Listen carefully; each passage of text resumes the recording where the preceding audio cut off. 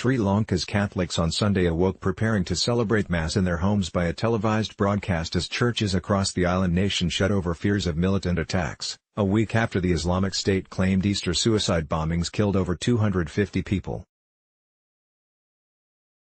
Cardinal Malcolm Ranjit, the Archbishop of Colombo, prepared for services that would be carried on TV, an extraordinary measure underlining the fear still gripping this nation of 21 million people. The U.S. Embassy in Colombo has warned against attending any service at a place of worship this weekend. Story continues below advertisement. The Mass was to be aired at 8 a.m. 0230 GMT, 10:30 p.m. ET, in the Eastern District of Ampara on Sunday, where a gunfight and explosions left 15 people dead the previous day. Soldiers guarded street. Mary Magdalene's Church, where a sign on the gate said the church and the school would be closed until May 6. A nearby mosque also had soldiers stationed outside. At the YMCA, a group of young girls held Sunday school near a portrait of Christ.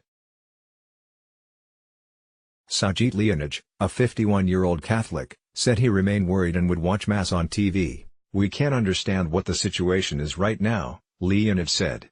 At Ampara's weekly Sunday market, police officers walked explosive-sniffing dogs past ripe yellow bananas, pineapples and coconuts.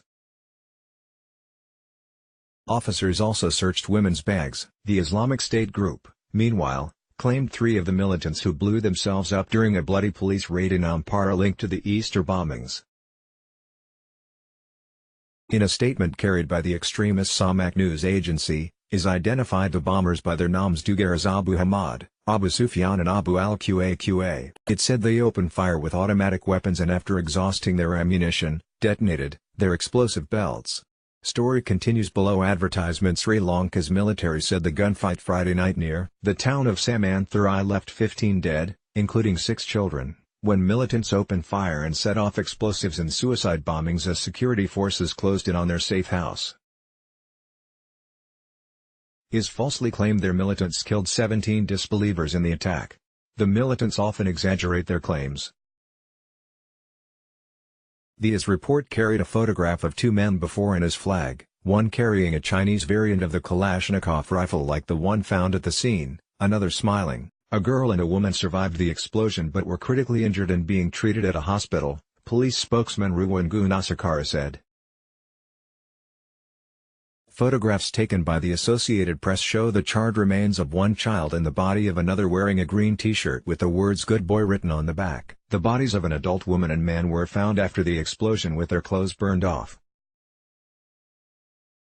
The military said security forces had recovered explosives, detonators, suicide kits, military uniforms and his flags during the raids in the area. Story continues below advertisement. Gunasakara said officers acting on information from intelligence officials also found 150 sticks of blasting gelatin and 100,000 small metal balls, as well as a van and clothing suspected of being used by those involved in the Easter attacks on 3 churches and 3 luxury hotels that left more than 250 people dead and hundreds injured. The bloody assault linked to the IS in South Asia. The government on Saturday formally banned 2 extremist groups purportedly connected to the attacks, allowing officials to confiscate their property, presidential spokesman Dharmasri Ekanayake said. The government, crippled from a long political crisis between the president and prime minister last year, promised swift action to capture militants still at large. President Maithripala Sirisena said about 140 people had been identified as having links to the Islamic State group. A major search operation has been undertaken, Sirisena said.